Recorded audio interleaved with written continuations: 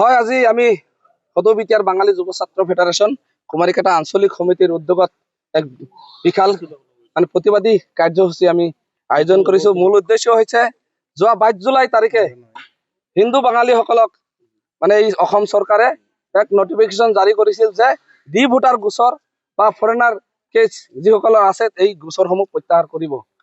আমার এই বাঙালি সকলক বিভিন্ন জাতি গোর্খা রাজবংশী বিভিন্ন জাতি জনগোষ্ঠীর তাক নোটিফিকেশন মানে ওলাইছিল, কিন্তু যোৱাকালি আমি দেখিলো যে এই নোটিফিকেশনটো যোৱাকালি চৰকাৰে সংশোধন কৰিছে, তাৰ গোৰ্খাসকলক মৰ্যাদা দিছে, রাজবংশী সকলক মর্যাদা দিছে, আমি ধন্যবাদ জ্ঞাপন করছি। কিন্তু বাঙালি সকলক লৈ বৈষম্যমতী যে নীতি আচরণ করেছে এই সরকারে, তার বিরোধিতাত আমি আজি সদবিটিয়ার বাঙালি যুব ছাত্র ফেডারেশন ওলাই পড়িছো। এটাই কারণ যে আমাক ভোট লৈ সরকার বনাই আছে এই বিজেপি সরকারে। 2016 চনৰ পৰা প্ৰতিটো নিৰ্বাচনতে আমি 90% ভোট প্ৰদান কৰি আছো এই সরকারখনক, কিন্তু আজি বাঙালি সকলক এই ডি ভোটার গোচর মানে সংশোধনের সময়ত কিয় মানে আমার বাঙালি সকলক মানে আঁতৰত রাখিব লগা হল।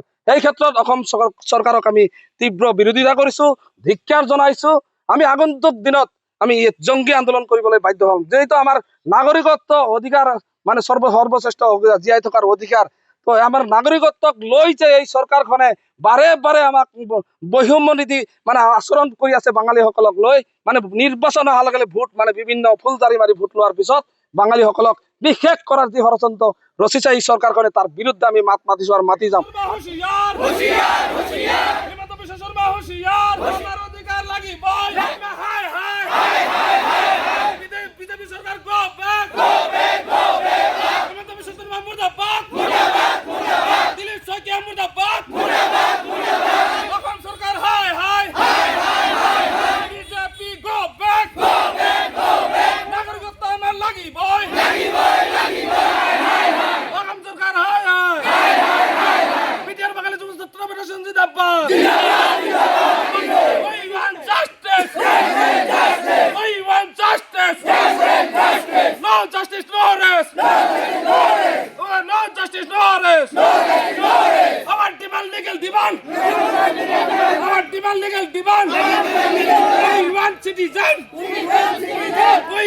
Citizen!